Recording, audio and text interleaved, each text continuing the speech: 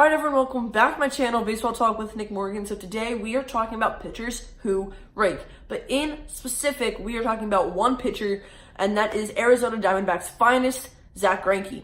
Zack Greinke hit 2 home runs yesterday against the San Diego Padres at Petco Park. And we're going to kind of talk about those 2 home runs, some history behind pitchers hitting home runs, and what I personally think about Petco Park when it comes to pitchers hitting. So, Zack Greinke didn't have the best opening day start. He had like a 17 or 18 something ERA within one game of the season. Of course, that was up against the Dodgers, and the Dodgers hit the most home runs ever by a single club on opening day. They totaled 8. So I don't know how many Zack Greinke gave up himself, but as a team, the Diamondbacks threw 8 pitchers that left the ballpark. So it was obviously a lot if his ERA was so high, and he kind of had to prove that, you know what, that's all behind him. He's going to step up and make everything right and kind of show the Diamondbacks that, you know, he's still the Zack Greinke we know from when he was younger on the Dodgers and from his past couple of seasons with the D-backs as well. So what did he do? Well, yesterday he dropped his ERA by like 7 or 8 points, and he hit 2 home runs. The first one was a 3-run shot to give the Diamondbacks the lead. They'd end up maintaining the lead and win the game.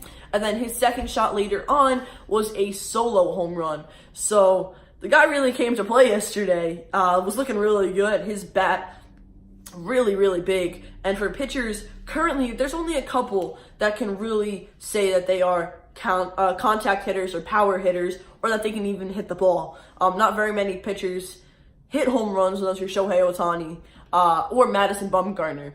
So here's the fun fact about Madison Bumgarner. This is the last time we saw a pitcher hit 2 home runs in one game. Madison Bumgarner on April 2nd of 2017. Sorry, I had to recall the date right there. He hit 2 home runs. I'm assuming this was the opening day game, and it was actually against Zack Greinke.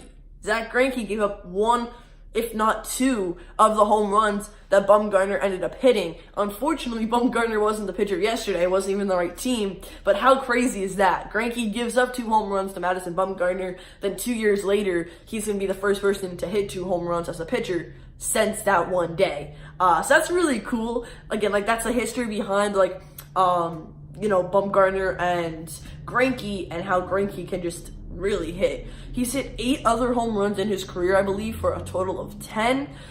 And only a couple of them have been, like, go-ahead. Not really any, like, game-tying home runs or anything like that. Of course, no grand slams.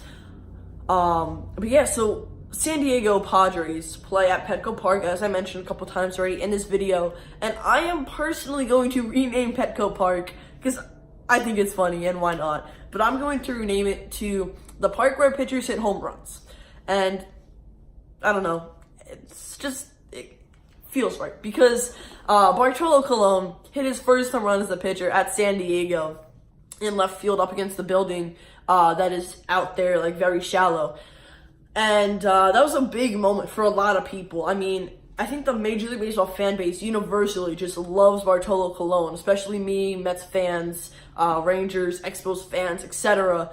The guy's a beast, and I don't think he's actually on a team right now, but you all love Big Sexy. I love Big Sexy, and that first home run was a big point in time for him, you know, a big career highlight and milestone and everything, and he hit it at Petco, and now Zack Greinke hits 2 at Petco as well. So of course, you know, pitchers don't just hit home runs at this park, but I think it's funny, and why not? You know, I might just kind of be losing it here, but you know, just thought I'd mention it. So again, Zack Greinke hits 2 home runs yesterday against the Diamondbacks. We've seen this from him before. Like, this isn't a surprise or a shock that he hit the home runs.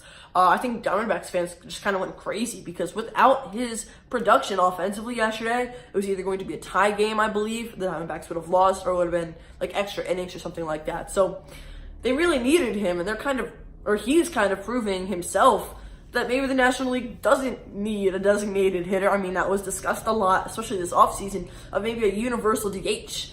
Well, Zack Greinke is a pitcher with power, and Madison Bumgarner, another one. They're both in the National League, so let's just maybe shift everyone who's hit a home run in their pitching career to the National League, and we'll call it that, you know? Of course, that's not really going to happen, but it'd be pretty cool.